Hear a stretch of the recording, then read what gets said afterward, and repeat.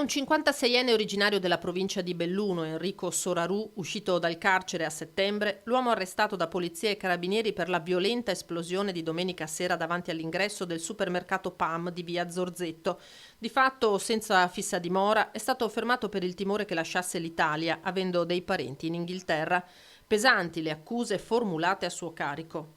Porto di un ordigno esplosivo e è stato ipotizzato anche il reato di strage, visto il contesto, il luogo in cui è stato fatto esplodere questo ordigno.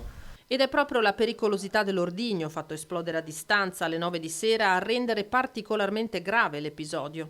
Era un ordigno micidiale, come si dice, nel senso che avrebbe sicuramente potuto cagionare la morte di eventuali passanti.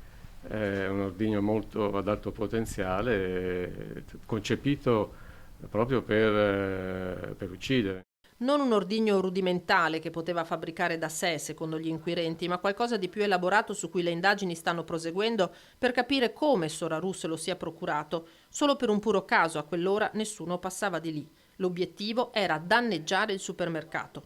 L'autore del gesto nutriva dei sentimenti di vendetta e acrimonia nei confronti della gestione o quantomeno della direzione del supermercato PAM. Era stato denunciato più volte per furtarelli e recentemente aveva subito anche un periodo di carcerazione proprio a seguito di denunce che aveva subito lì. Un'indagine tradizionale in cui fondamentali sono stati i filmati delle telecamere di videosorveglianza cittadine e le testimonianze raccolte dagli investigatori, polizia e carabinieri che hanno lavorato fianco a fianco. Hanno saputo mettere a frutto tutti gli elementi raccolti e insieme hanno lavorato molto bene e hanno raggiunto un risultato molto positivo proprio grazie a questa forma di sinergia